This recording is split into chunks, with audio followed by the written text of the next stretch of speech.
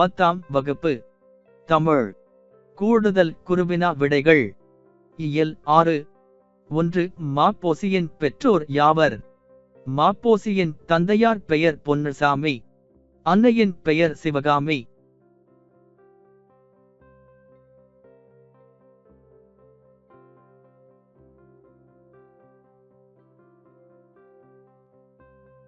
2. அறிவு விளக்கம் பெறுவதற்கு உள்ள 2 வழிகள் யாவை?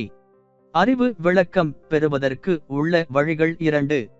ஒன்று கல்வி, மற்றொன்று கேள்வி.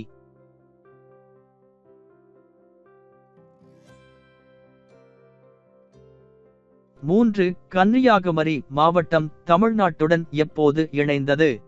கன்னியாகுமரி மாவட்டம் நவம்பர் 1956 1ஆம் நாள் தமிழ்நாட்டுடன் இணைந்தது.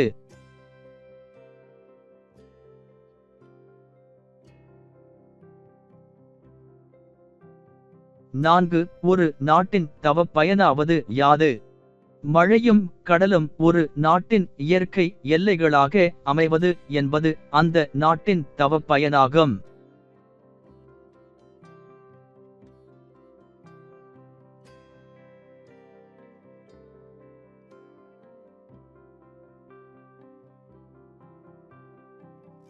5. உரைப்பாட்டு மடை என்றால் என்ன? வாய்க்காலில் வாயும் நீரை வயலுக்கு திருப்பி விடுவது மடை. உரை என்பது பேசும் மொழியின் ஓட்டம். இதனைச் செய்யுளாகிய வயலில் பாய்ச்சுவது உரைப்பாட்டு மடை. இது சிலப்பதிகாரத்தில் வரும் தமிழ் நடை. உரைநடை பாங்கில் அமைந்திருக்கும் பாட்டு.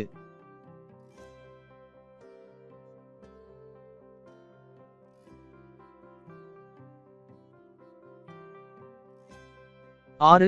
சிலப்பதிகாரத்தில் உள்ள காண்டங்கள் யாவை? சிலப்பதிகாரத்தில் புகார் காண்டம், மதுரை காண்டம், வஞ்சி காண்டம் என 3 காண்டங்கள் அமைந்துள்ளன.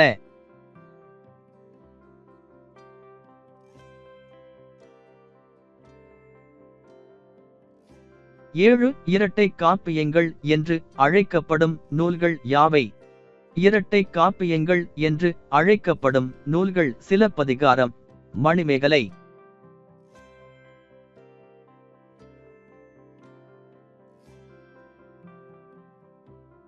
8. இரட்டை காப்பியங்கள் என்று ஏன் அழைக்கப்படுகின்றன? சிலப்பதிகாரம், மணிமேகலை காப்பியத்துடன் கதை தொடர்பு கொண்டிருப்பதால் இவை இரண்டும் இரட்டை காப்பியங்கள் என அழைக்கப்படுகின்றன.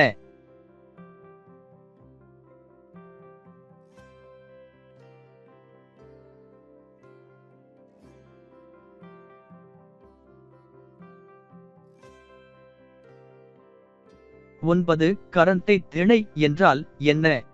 கவர்ந்து செல்லப்பட்ட தம் ஆநிரைகளை மக்கள் மீட்கச் செல்வர். அப்போது கரந்தை பூவை சூடிக் கொள்வர். இதுவே கரந்தை திணை எனப்படும்.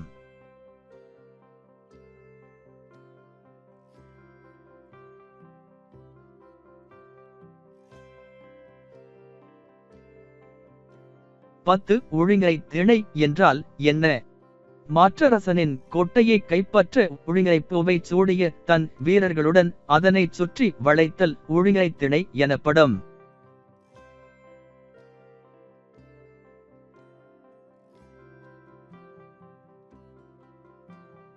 11. பாடாண் திணையை விளக்குக. பாடுவதற்கு தகுதியுடைய ஓர் ஆளுமையாளரின் கல்வி, வீரம், செல்வம், புகழ், கருணை முதலியவற்றை போற்றி பாடுவது பாடாண் திணை ஆகும்.